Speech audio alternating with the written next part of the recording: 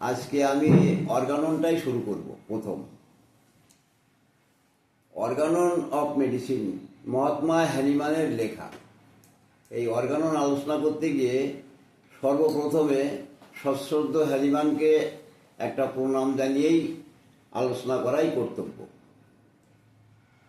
আমাদের Organon of medicine যে শাস্ত্রটা, এই শাস্ত্রটা কি? আমাদের সমাজে বা যারা মেডিকেল কলেজেও পড়ে তারাও অনেক সময় অর্গাননটাকে খুব একটা গুরুত্ব দেয় না, যার কারণে আমাদের হোমিওপ্যাথির একটা বড় অধঃপতন শুরু হয়েছে। অর্থাৎ আমরা যদি আলোচনা করি, যদি বিস্তারিতভাবে কিছু বোঝার চেষ্টা করি, তাহলে আমাদের প্রথমে বলতে হয় যে শাস্ত্র পাঠ করিলে ভাষা শুদ্ধরূপে লিখিতে পড়িতে বলিতে এবং বুঝিতে পারা যায় তাকে ব্যাকরণ বলা হয়। তা সে ইংরেজি ব্যাকরণ, হিন্দি ব্যাকরণ, সংস্কৃত ব্যাকরণ, বাংলা ব্যাকরণ। অনুরূপভাবে হোমিওপ্যাথি বিজ্ঞানটা, এই বিজ্ঞানটা সঠিকভাবে বুঝতে গেলে, জানতে গেলে, রোগী চিকিৎসা করতে গেলে আমাদের এই অর্গাননটা খুব সুন্দরভাবে হৃদয়ঙ্গম করতে হবে। অনেকে আবার বলে যে হোমিওপ্যাথি আবার বিজ্ঞান নাকি? না, হোমিওপ্যাথি বিজ্ঞান ল্যাবরেটরিক্যাল সায়েন্স নয়। হোমিওপ্যাথি বিজ্ঞানটা হচ্ছে আমাদের দর্শন বিজ্ঞান, ফিলোসফিক্যাল বিজ্ঞান, বিজ্ঞানেরও উপরে, অর্থাৎ ল্যাবরেটরিক্যাল বিজ্ঞানেরও উপরে হচ্ছে আমাদের এই হোমিওপ্যাথি বিজ্ঞান। তো এই হোমিওপ্যাথি বিজ্ঞান মহাত্মা হ্যানিম্যান আলোচনা করতে গিয়ে প্রথমেই লিখেছেন, যা অন্যান্য কোনো শাস্ত্রে পাওয়া যায় না। সেটা লিখেছেন চিকিৎসকের একমাত্র মহৎ উদ্দেশ্য কি এবং কেমন হওয়া উচিত। তাহলে উদ্দেশ্য, এখানে একটা কথা থেকে যায়, উদ্দেশ্য ছাড়া আমাদের কোনো কাজ হয় না। তাহলে চিকিৎসকের উদ্দেশ্য রোগী আরোগ্য করা, পিতার উদ্দেশ্য পুত্র কন্যাকে পালন করা, চাষির উদ্দেশ্য জমিতে ফসল ফলানো। তাহলে উদ্দেশ্য কিন্তু একটা থাকতেই হবে।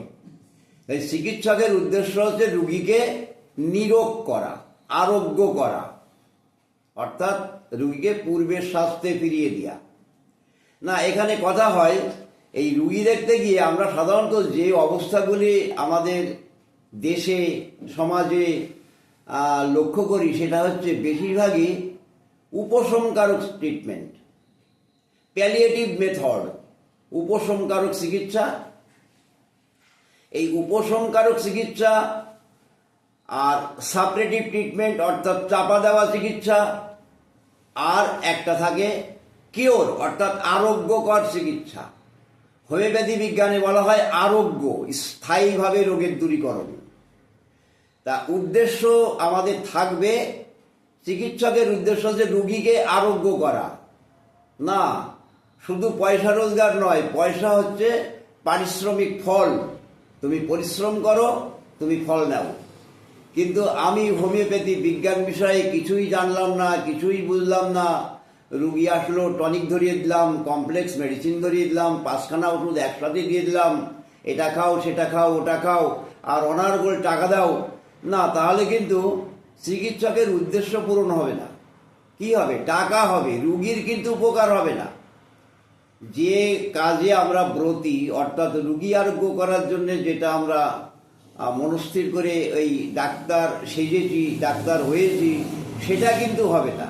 তাই আমাদের প্রথম উদ্দেশ্য থাকবে রুগীকে নিরোগ করা, তার পূর্বের স্বাস্থ্যে ফিরিয়ে দেওয়া। এটা হচ্ছে আমাদের মহৎ উদ্দেশ্য।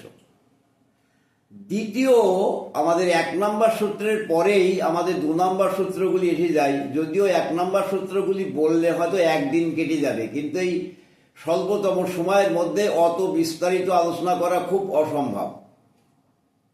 তাহলে 2 নম্বর সূত্রে বলা হয় আমাদের এই আরোগ্যটা, চিকিৎসকের উদ্দেশ্য তো রুগীকে আরোগ্য করা। তাহলে কিভাবে ট্রিটমেন্ট করতে হবে, কিভাবে, কেমন প্রথায়, এটা আমাদের 2 নম্বর সূত্রে বলা আছে। বলা হচ্ছে অচিরে, অর্থাৎ তাড়াতাড়ি। তো তাড়াতাড়ি বলতে গেলে হয়তো কেউ প্রশ্ন করতে পারে, তাহলে 10 বছরের বাতের ব্যথা কি আজকে ওষুধ দিলেই কালকে সারবে? না, সারবে না, কখনোই সারে না। ঘুরিয়ে যদি আমরা প্রশ্ন করি যে ওই বাতের ব্যথার জন্য যে আমাদের বিপরীত বিধান যেটা চলে, অর্থাৎ অ্যালোপ্যাথিতে চিকিৎসা করলে কি একদিনে আরোগ্য হয়? না, আরোগ্য হয় না। কি হয়? উপশম। তাহলে উপশমটা আমরা চাই না, তাহলে উপশম করলে রোগ আরো বৃদ্ধি হয় এবং ক্রমান্বয়ে ওষুধ খেতে খেতে রোগটা আরো জটিল হয়। আমরা চাই রোগীকে স্বল্পতম সময়ের মধ্যে দ্রুত রোগীকে আরোগ্য করা, নিরুপদ্রবে, কষ্ট না দিয়ে, অর্থাৎ কাটা ছিঁড়া, রোগীকে ভয় দিয়ে, প্রেসার দিয়ে হাত পা বেঁধে ওষুধ খাওয়ানো, মানে কোনো উপদ্রব করা যাবে না। রুগীর অজান্তেও আমরা ওষুধ খাইয়ে দিতে পারি, আমাদের হোমিওপ্যাথি ওষুধ ব্যবহারের এমন পদ্ধতি আছে। তাহলে অচিরে, নিরুপদ্রবে, স্থায়ীভাবে, অর্থাৎ পার্মানেন্টলি, স্থায়ীভাবে রোগ দূরীকরণ। দ্বিতীয়ত আমাদের স্থায়ীভাবে রোগের আরোগ্য সাধন। আর যেটা বলা হয় সহজবদ্ধ বিধান মতে, কারণ আমরা এমন একটা বিধানে, এমন একটা নীতি অনুসারে আমরা ট্রিটমেন্ট করব যেখানে মনে হয় হতে পারে দেখি তো এটা হবে না। তাহলে দেখা গেল কোনো মায়ের একটা জরায়ুর টিউমার, কোনো একটা ব্রেস্টের টিউমার, কোনো একটা নিউমোনিয়া বা কোনো একটা ব্রঙ্কাইটিস, কোনো একটা ব্রঙ্কিয়াল অ্যাজমা, তাহলে সেখানে হয়তো আমরা দেখি কি যে একটা শ্বাসকষ্টের রুগীকে হয়তো নেবুলাইজার গ্যাস দেওয়া হলো, দিয়ে তাকে হয়তো ক্ষণেকের দরুন আরাম করা হলো। আমাদের প্রশ্ন হচ্ছে স্থায়ীভাবে কি আরোগ্য হলো? না, হলো না। তাহলে এই পদ্ধতি পরিত্যাগ করে আমাদের উচিত হচ্ছে যেভাবে ট্রিটমেন্ট করলে রুগী স্থায়ীভাবে রোগ থেকে মুক্তি পায় এবং রোগীকে কোনো কষ্ট না দিয়ে স্বল্পতম সময়ের মধ্যে নিরুপদ্রবে, অর্থাৎ রোগীকে কষ্ট না দিয়ে স্থায়ীভাবে রোগের আরোগ্য সাধন, এবং সেটা হবে সহজবদ্ধ বিধান মতে। এই সহজবদ্ধ বিধান মতে বলতে আমরা কি বুঝি? সহজে বোঝা যায় এমন কোনো নিয়ম, মনে হয়, হতে পারে, দেখি তো, অনুমান, এ সমস্ত চলবে না। অ্যালোপ্যাথি চিন্তাভাবনায় আমরা অনেক কিছুই উপলব্ধি করি। তারা অনেক কল্পনাপ্রসূতভাবে ফলটাকে রোগ ধরে নিয়ে ট্রিটমেন্ট করে। লিভারটা বড় হয়ে গেছে, যার কারণে আপনার এই পেটের গোলযোগ। তাহলে লিভারটা বড় হলো কেন? কেন বড় হলো? নন ফাংশন অফ লিভার যদি দীর্ঘদিন ধরে চলতে থাকে, তাহলে একটা সময় গিয়ে সেই লিভারটাই ইনলার্জমেন্ট হয়ে যাবে, তারপরে লিভারে চর্বি জন্মাবে। তাহলে নন ফাংশন অফ লিভার যদি সেই জায়গাটা, মানে প্রথমটা যদি আমরা ট্রিটমেন্ট করতে পারি, কার্যগত পরিবর্তন থেকে দূর করতে পারি, তাহলে যন্ত্রগত পরিবর্তনটাও আস্তে আস্তে দূর হয়ে যাবে। যদিও এর আরও গভীর আলোচনা আমরা পরে করব। রোগ কি, কিভাবে আরোগ্য হয়, সেগুলি আমরা পরবর্তীতে আলোচনা করব। তাহলে নিরুপদ্রবে, স্থায়ীভাবে, সহজবদ্ধ বিধান মতে রুগীকে তার পূর্বের স্বাস্থ্যে ফিরিয়ে দেওয়া, এটা আমাদের মনে থাকবে। তাহলে দেখা যাচ্ছে একটা এক্সিমা পেশেন্ট আসলো, আমরা মলম লাগিয়ে দিলাম, হয়তো 2 সপ্তাহের মধ্যে এক্সিমাটা কমে গেল। আমরা হয়তো চিন্তা করলাম, বাহ, রুগী আরোগ্য হয়ে গেল। তো দেখা গেল 3 মাস, 6 মাস, 9 মাস, 1 বছর, 2 বছর বাদে রুগীর শ্বাসকষ্ট শুরু হয়ে গেল। তাহলে কি এক্সিমাটা সাপ্রেসড হয়ে গেল, স্থায়ীভাবে রুগী ট্রিটমেন্ট হলো না। রুগী ট্রিটমেন্ট আর রোগকে প্রশমিত করা দুটো আলাদা জিনিস। কোনো একটা চর্মরোগ ট্রিটমেন্ট করতে গিয়ে দেখা গেল ওই রকম ধরনের মলম লাগানো হলো, কোনো ওষুধ খাওয়ানো হলো, পরবর্তীতে দেখা গেল সেই রুগীটা ম্যাড হয়ে গেল, পাগল। তাই রুগী হিসাবে ট্রিটমেন্ট হলো না। আমাদের উচিত হচ্ছে রুগী হিসাবে ট্রিটমেন্ট করা।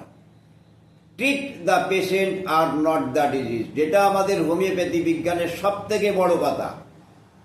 রোগ কার রোগ? রুগীর রোগ। তা রুগী যদি সুস্থ না হয়, তাহলে রোগ সুস্থ হয় কি করে? এই কথাটা মাথায় রাখতে হবে। তাহলে এক্ষুনি একটা যন্ত্রণার বড়ি খেলাম, আমার যন্ত্রণাটা কমে গেল। তাই যন্ত্রণাটা কমে যাওয়ার পরে তার অন্যান্য কষ্টগুলি শুরু হয়ে গেল। তাহলে রুগী সুস্থ হলো না। দেখা গেল প্যারাসিটামল খেলে জ্বর কমে যায়, কিন্তু 2 ঘন্টা বাদে আবার জ্বর এসে যায়। তাহলে একটা হচ্ছে ওষুধের ক্রিয়া বলে জ্বরটা, টেম্পারেচারটা কমে গেল এবং প্রতিক্রিয়ায় আরো জ্বর বৃদ্ধি হয়ে গেল। তাহলে এইভাবে আমাদের কিন্তু স্থায়ীভাবে আরোগ্য হলো না, আমাদের আরোগ্য হবে স্থায়ীভাবে। সেই স্থায়ীভাবে আরোগ্যটা একমাত্র সম্ভব আদর্শ হোমিওপ্যাথি চিকিৎসকের হাতে। আদর্শ হোমিওপ্যাথি চিকিৎসকের হাতে যদি এই ধরনের আরোগ্য আমরা চাই, তাহলে সেই চিকিৎসকের কেমন গুণ জ্ঞান থাকা প্রয়োজন এটা কিন্তু আমাদের জানতে হবে। না, একটা সাধারণ পাবলিক কিন্তু কখনোই বোঝে না যে ওই চিকিৎসকের কি কি জ্ঞান গুণ আছে। সাধারণ চিকিৎসক তারা ভিজিট বেশি দিয়ে ডাক্তার বিচার করে, তারা ভিড় বেশি দিয়ে ডাক্তার বিচার করে, তারা ডাক্তারখানার ডেকোরেশন বেশি দিয়ে ডাক্তার বিচার করে, রিসেপশনে কয়টা মহিলা বসে আছে তার উপরে ডাক্তার বিচার হয় না, এইভাবে ডাক্তার বিচার হয় না। তাহলে একটা সাধারণ লোক কখনোই একটা ডাক্তারের মেরিট টেস্ট করতে পারে না, কিন্তু পারে। এখানে পারে, সেই কেন পারে, কি করে পারে, সেটা আমি পরবর্তী আলোচনায় নিশ্চয়ই দেখিয়ে দেব। তাই চিকিৎসকের কি কি জ্ঞান গুণ থাকা দরকার এটা আমরা সাধারণত 3 নম্বর সূত্রে আমরা যখন আলোচনা করব তখনই বলবো। তাহলে বোঝা গেল যে স্বল্পতম সময়ের মধ্যে আর নিরুপদ্রবে রুগীকে কোনো রকমের কোনো কষ্ট না দিয়ে। আমরা লক্ষ্য করতে পারি গলায় একটা মাছের কাঁটা ফুটলে, পায়ে একটা বেলের কাঁটা ফুটলে আমরা অনেক সময় দেখি কি যে তাকে সিলিকা, হিপারসালফার, অ্যানাগেলিস যে ওষুধটা নির্বাচন হয় সেই ওষুধটা খাওয়ালে কাঁটাটা তার পায়ে থেকে বা গলা থেকে আস্তে আস্তে আস্তে আস্তে বেরিয়ে আসে। তাহলে তাকে উপদ্রব করার প্রয়োজন পড়ে না। হয়তো বলবে যে তাহলে এই অবস্থা কিছু কিছু রুগীর তো থাকে যেখানে আমাদের অপারেশন নিশ্চয়ই করতে হয়, সেখানে কি হবে না, সেটাও আমি আলোচনা করব। ডিজিজ ক্লাসিফিকেশন যখন আমি আলোচনা করব তখন 2টো জায়গায় সার্জিক্যাল ডিপার্টমেন্ট নিয়ে আমি আলোচনা করব। একটা হচ্ছে অ্যাক্সিডেন্টাল কেস যেখানে সার্জারির প্রয়োজন হয়, আর একটা হচ্ছে পার্মানেন্টলি অর্গানিক চেঞ্জ যেখানে অপারেশনের প্রয়োজন হয়। অপারেশন করে কি রোগ আরোগ্য করা যায় না? তা যায় না। তাহলে কি হয়, রুগীকে বাঁচিয়ে রাখা যায়। তাহলে এই রুগীকে বাঁচিয়ে রাখতে গেলে আমরা অনেক সময় অপারেশনের কথা বলি, সেটা রোগের 3rd স্টেজ। কিন্তু রোগের 1ম এবং সেকেন্ডারি স্টেজে যদি আমরা ওই ধরনের রুগীদেরকে পাই তাহলে আমাদের হাতে কিন্তু সহজতরভাবে ট্রিটমেন্ট হয়ে যায়। একটা টিউমার ট্রিটমেন্ট হয়, টনসিলাইটিস ট্রিটমেন্ট হয়, আঁচিলগুলি ওষুধ খেলে পড়ে যায়, লিভার বড় হয়েছে ছোট হয়ে যায়, ইউটেরাসের টিউমার, ওভেরিতে টিউমার, সিস্ট, এগুলি আমাদের কাছে সহজভাবে ট্রিটমেন্ট হয়ে যায়। তাহলে কাটার কোনো প্রশ্নই হয় না। দেখা যায় জবরদস্ত করে রুগীকে কষ্ট দিয়ে তার জরায়ুটা কেটে বাদ দেওয়ার পরে সেই ধরনের রুগীদের শরীর আভ্যন্তরে একটা প্রবলেম শুরু হয়। কি problem? Non function of heart.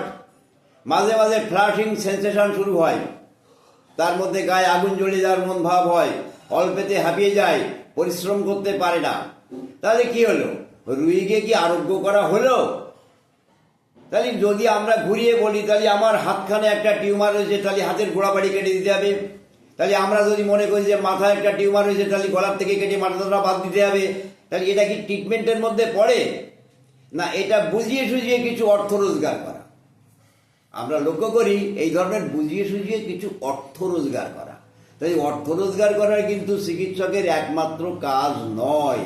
একমাত্র কাজ হচ্ছে রুগীকে নিরোগ করা, রুগীকে পূর্বের স্বাস্থ্যে ফিরিয়ে দেওয়া, এবং সেটা আমাদের হবে সহজবোধ্য বিধান মতে। সহজবোধ্য বিধান মতে বলতে law of similar, law of simplex, law of minimum আমি আলোচনা করব।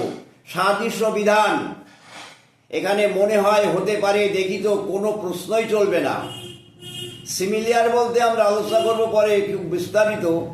রোগ লক্ষণ সমান সমান ওষুধ লক্ষণ, অর্থাৎ যে ওষুধ যেমন ধরনের রোগ লক্ষণ উৎপন্ন করতে পারে সেই ওষুধ তেমন ধরনের রোগ লক্ষণগুলি আরোগ্য করতে পারে। তাহলে এইটা হচ্ছে সহজবোধ্য বিধান। তা নাহলে বডিতে জল জমে গেছে, আমি ল্যাসিক্স ট্যাবলেট খাওয়ালাম, কিডনিকে বেশি করে পরিশ্রম করে তার দেহ থেকে জল বের করে দিলাম, পরশুদিন আবার জল জমে গেল, আবার ফুলে গেল। তাহলে এটা কি treatment? It is palliative method, উপশমকারক চিকিৎসা। কিছু ম্যাজিক দেখিয়ে রুগীর কাছ থেকে পয়সা রোজগার করা। আর এইভাবে করতে করতে এই রুগীগুলি অন্যান্য আরও নতুন নতুন রোগ এসে ওই শরীরে উপস্থিত হয় এবং একটা টাইমে বলে দেওয়া হয় যে আর কিছু করার নেই, বাড়ি নিয়ে যান। তখন দেখা যায় রুগীও শেষ, রুগীর অর্থনৈতিক ক্যাপাসিটি শেষ, রুগীর ঘর বাড়ি শেষ, তার বিষয় আশায় সম্পত্তিও শেষ। তো এ মতো অবস্থায় ডাক্তারবাবুরা সাধারণত সেরে দেয়। না, এটা কাজ নয়। আমাদের কাজ হবে নিরুপদ্রবে স্থায়ীভাবে স্বল্পতম সময়ের মধ্যে রুগীকে পূর্বের স্বাস্থ্যে ফিরিয়ে দেওয়া, এবং সেটা সহজবোধ্য বিধান মতে। এখানে 5টা পয়েন্ট আছে। এই 5টা পয়েন্ট যেটা আমি বললাম, এই 5টা পয়েন্ট কিন্তু আমাদের গুরুত্ব দিয়ে দেখতে হবে যে আমি এই 5টা পয়েন্ট কি ফলো আপ করছি, এই 5টা পয়েন্ট কি আমার রুগীর ক্ষেত্রে আমি ব্যবহার করছি, সেটা কিন্তু আমাদের খেয়াল করতে হবে। এভাবে আমরা আদর্শ আরোগ্য কাকে বলা হয়, এটা হচ্ছে আদর্শ আরোগ্য, যেটা রুগী হিসাবে আরোগ্য হয়। তাহলে 1 নম্বরে আমরা পেলাম যে চিকিৎসকের মহৎ উদ্দেশ্য কি, এবং 2 নম্বরে পেলাম আদর্শ আরোগ্য বলতে আমরা কি বুঝি। জবথব করে কেটে কুটে মালিশ করে চাপা দিয়ে উপশম করে রুগীকে বাড়ি নিয়ে আসলাম, এটা কিন্তু আদর্শ আরোগ্য নয়। রুগী যন্ত্রণা কষ্ট পাচ্ছে, আমি তাকে একটা ঘুমের বড়ি বা ঘুমের ইঞ্জেকশন বা ঘুমের কোনো ওষুধ সে যে কেউ হয়তো খাইয়ে দিল, দেওয়ার ফলে হয়তো রুগীটা ঘুমাচ্ছে। রুগীর গার্জিয়ান বা রুগীর যারা ঘরের লোক তারা চিন্তা, বাহ বাবা এখন ভালো আছে। আচ্ছা, বাবা কি ভালো আছে না বাবাকে জোর করে সেন্সলেস করে ঘুমিয়ে দেওয়া হলো? দেখা গেলো ঘুম থেকে উঠে 2 মাস 3 মাস 4 মাস 6 মাস যদি আমরা অবজার্ভ করি, তাহলে কিন্তু আমরা দেখি সে বাবার রোগ কিন্তু সারেনি, আরোগ্য হয়নি। তাহলে আমাদের প্রয়োজন কিন্তু স্থায়ীভাবে উপশমকারক চিকিৎসা, কিন্তু মারাত্মক ক্ষতিকারক। এই উপশমকারক চিকিৎসা যদি চলতে থাকে, রুগী একটা সময় অনারোগ্যকর অবস্থায় পৌঁছে যায়। সেটা আমাদের 75 নম্বর অর্গানোনুচ্ছেদে সুন্দর করে বলা আছে যে এই জাতীয় রুগীগুলি মানবের চিকিৎসা বহির্ভূত হয়ে যায়। তাই আমরা বলতে চাই যে আমাদের উচিত হবে সব সময় আমাদের খেয়াল থাকবে, আমাদের উদ্দেশ্য থাকবে যে রুগীকে নিরোগ করা। আর কেমন করে করব সেটা আমি আবারও পুনরায় বলছি, খুব স্বল্পতম সময়ের মধ্যে নিরুপদ্রবে স্থায়ীভাবে রোগের পূর্বের স্বাস্থ্যে ফিরিয়ে দেওয়া, রুগীকে পূর্বের স্বাস্থ্যে ফিরিয়ে দেওয়া, এবং সেটা সহজবোধ্য বিধান মতে। এইভাবেই আমাদের আরোগ্য করা উচিত। এটাই হচ্ছে আদর্শ আরোগ্য।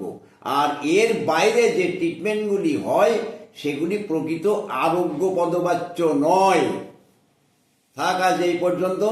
পরের দিনকে আমরা 3 নম্বর আলোচনা করব, অর্গাননের 3 নম্বর সূত্র, যে আদর্শ চিকিৎসকের কি কি জ্ঞান গুণ থাকা প্রয়োজন। থাক আজকে এই পর্যন্ত।